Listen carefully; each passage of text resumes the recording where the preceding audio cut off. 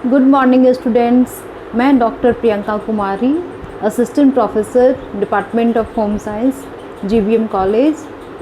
आज मैं आप बीए पार्ट 1 की छात्राओं को होम साइंस पार्ट 1 के सिलेबस का पहला चैप्टर जो है कि गृह विज्ञान क्या है और उसकी क्या अवधारणा है और उसके अलग अलग कितनी ब्रांचेज हैं उस पर हम लोग जाएंगे। तो गृह विज्ञान, जिसके बारे में आपको मैंने पहले भी बताया है कि गृह विज्ञान एक वैसा विज्ञान है जो कि कला और विज्ञान का जिसमें समागम है। और गृह विज्ञान मतलब होम साइंस, हमारे परिवार, हमारे समाज से जुड़ी सारी संभावनाओं का हम इसमें अध्ययन करते हैं। तो ये हमारे समाज और परिवार और व्यक्ति की घनिष्ठता से जुड़ा हुआ है, या यूँ कह सकते हैं कि this is the combination of applied arts and science. और ये हमारे बदलते समाज के अनुकूल अपने जीवन में परिवर्तन लाने की गुण सिखाता है। गृह विज्ञान जो है ये एक वृक्ष के समान है। यह वृक्ष जिसकी 5 तनाएं हैं जो मिल करके हमारे परिवार, हमारे समाज को सुदृढ़ कर रहा है।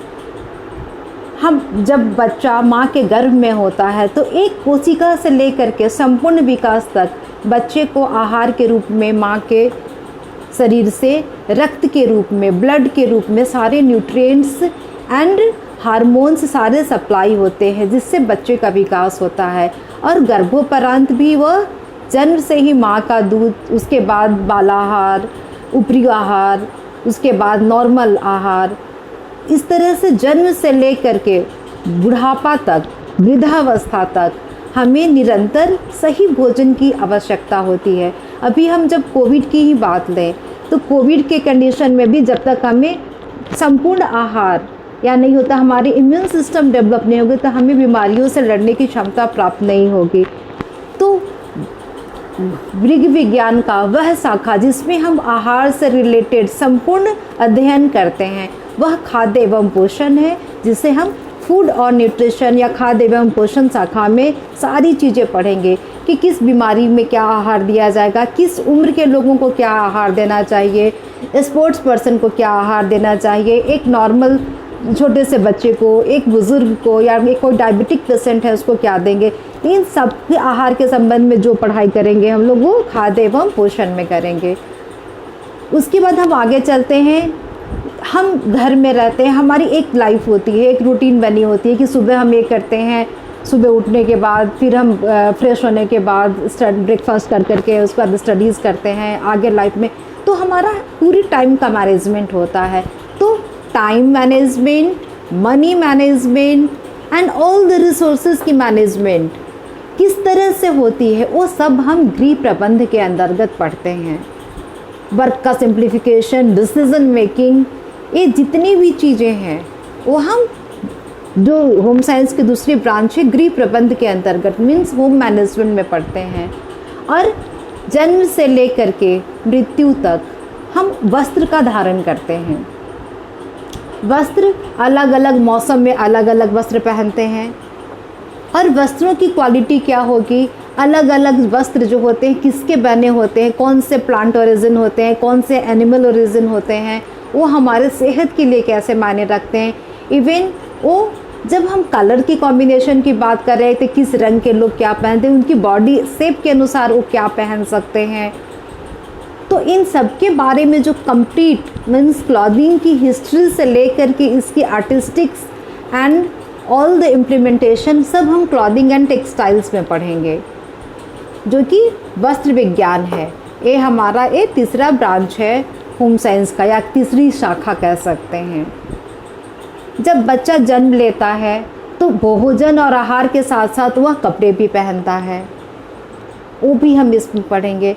लेकिन बच्चे की विकास की विभिन्न अवस्था, जब बच्चा जन्म लेता है तो इन्फेंट स्टेज में होता है, उसके बाद pre school, school, adolescent, adult, again old age, जो अलग अलग जो जीवन की अवस्थाएं हैं उन सब के बारे में वो हम मानव विकास के अंतर्गत पढ़ेंगे। किस तरह से उसके नेचर बिहेवियर में चेंजेस होता है। जिस तरह से अभी के टाइम पे हम देख रहे हैं कि समय बदल रहा है, हमारे बच्चे ज़्यादा उग्र हो रहे हैं, क्यों हो रहे हैं, क्या उसके पीछे कारण है। तो उन सब की स्टडीज़, उन सब का अध्ययन हम मानव विकास में करेंगे।